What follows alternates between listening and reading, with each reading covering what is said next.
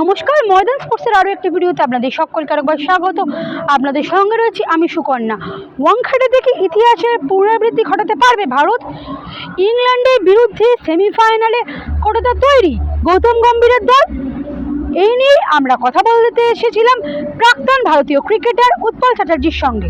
ক্রিকেটের সব খবর দেখে নিতেই আমরা চোখ রাখবো ফ্রি হিটে।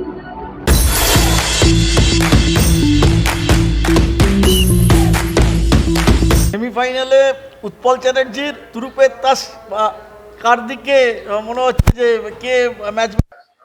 এটা তো আর একটা ম্যাচ। আসলে যারা ইন্ডিয়া খেলে তারা কিন্তু পার্টিকুলার ম্যাচ বাই ম্যাচ চিন্তা করে, সেটা কোন লেভেলের ম্যাচ সেটা চিন্তা করে না।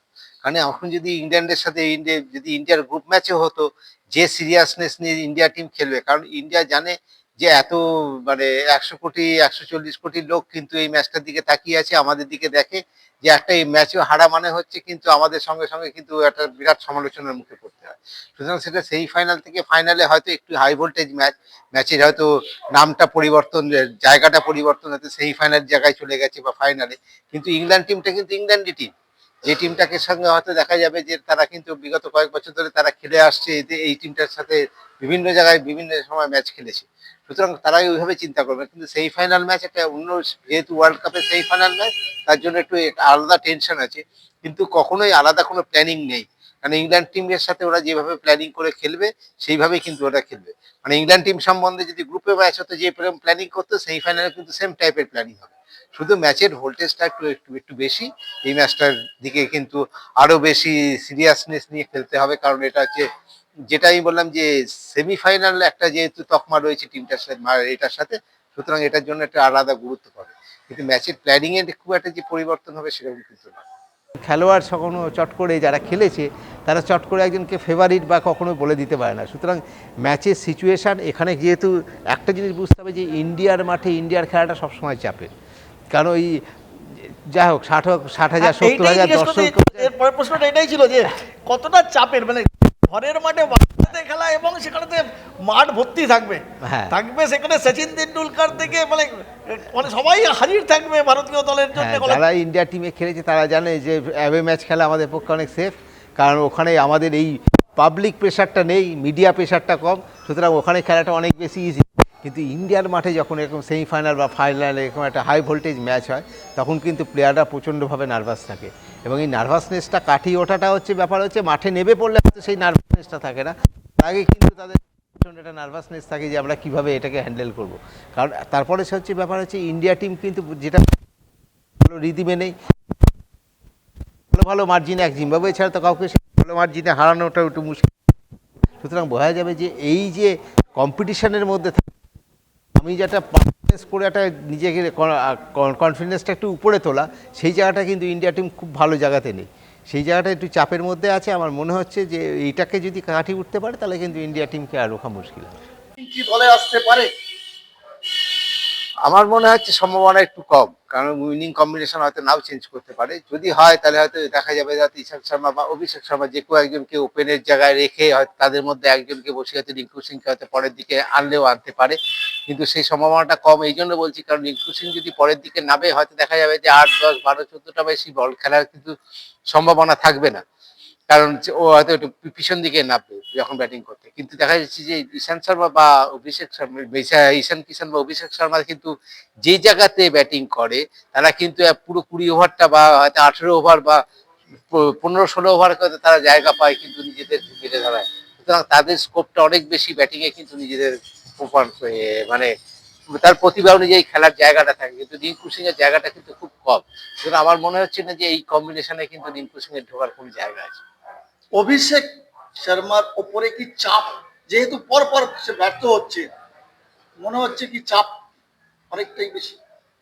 অবভিয়াসলি অনেক বেশি, কারণ আমি তোমায় বলে যাচ্ছি প্রত্যেক ব্যাটসম্যানের একটা অফ ফর্ম আসে, কিন্তু সেখান থেকে আবার তারা সার্ভাইভ করে। যদি আমরা দেখি যে সুনীল গাভাস্কারও এসছে, সচিন তেন্ডুলকারেরও এসছে, বা বিরাট কোহলিকে আমরা দেখেছি, কিন্তু একটা জিনিস মাথায় রাখতে হবে, এরা যে বয়সে গিয়ে ফেলিওর বা সেই চাপটা নিয়েছে সেই তুলনায় অভিষেক শর্মা কিন্তু অনেক বাচ্চা, সুতরাং ওর বয়সটা কম, এবং সবচেয়ে হচ্ছে যে ওর সেই এক্সপিরিয়েন্সটাও কিন্তু খুব কম।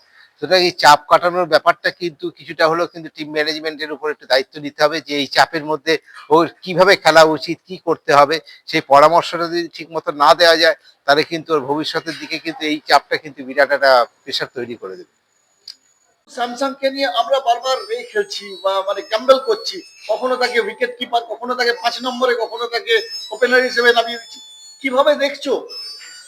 না, এটা হতেই পারে, কারণ এখন টিম কম্বিনেশনের উপরে কিন্তু অনেক কিছু ডিপেন্ড করে। হয়তো সঞ্জু স্যামসনকে অভিষেক শর্মার জায়গাতে হয়তো আমরা দেখেছি যে ঈশান কিষান এবং যদি অভিষেক শর্মা যেখানে ওপেন করেছে সেখানে দুজন বাঁহাতি, সেখানে হয়তো ডানাতি বাঁহাতি কম্বিনেশনের জন্য হয়তো ওকে নামানো হয়েছে, এটাও একটা হতে পারে।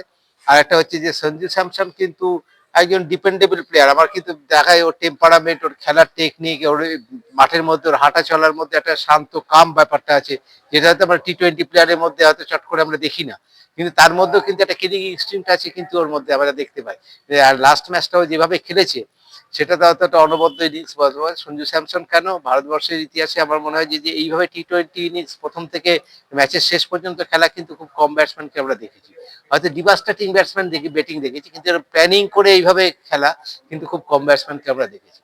সুতরাং সঞ্জু স্যামসনকে কিন্তু বিভিন্ন ব্যাটিং অর্ডারে কিন্তু ওকে প্লেস করা যায়, যেহেতু ওর মধ্যে এই ফ্লেক্সিবিলিটি আছে। সব ব্যাটসম্যানের মধ্যে এইটা থাকে না। যদি আমরা হার্দিক পান্ডিয়াকে ওপেন করতে বলি হয়তো পারবে না, কারণ ওর ব্যাটিংটার ধরনটা কিন্তু বেশি পরিবর্তনও কিন্তু করতে পারবে না।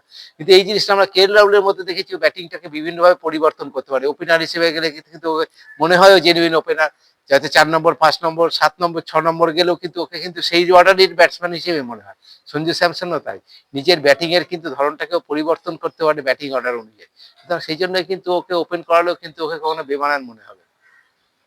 উৎপল চ্যাটার্জির সঙ্গে আড্ডায় একদম শেষ প্রশ্নে আমরা উপনীত হয়েছি, যেটা ইতিহাসের পুনরাবৃত্তি কি ওয়াংখেড়েতে ঘটতে চলেছে?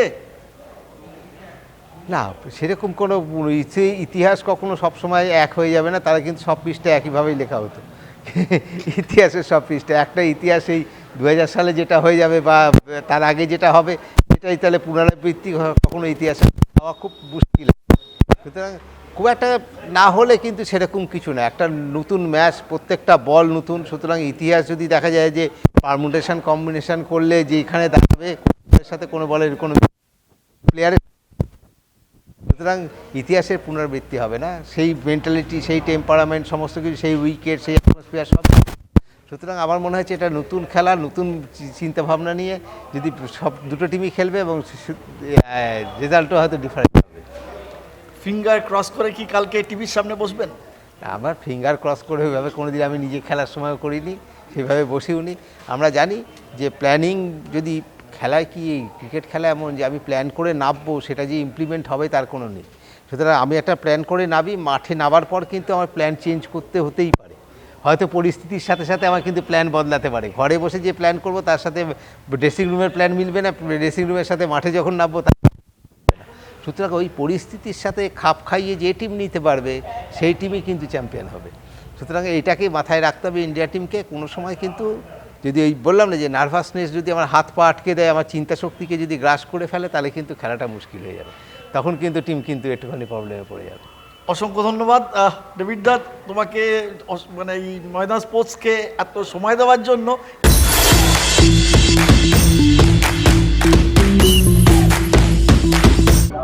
ভিডিওটা ভালো লাগলে লাইক করুন, শেয়ার করুন, আপনাদের মতামত কমেন্ট করে জানান, চ্যানেলটাকে সাবস্ক্রাইব করুন এবং পাশে থাকা বেল আইকনটাকে প্রেস করে দিন। দেখা হবে পরের ভিডিওয়ে।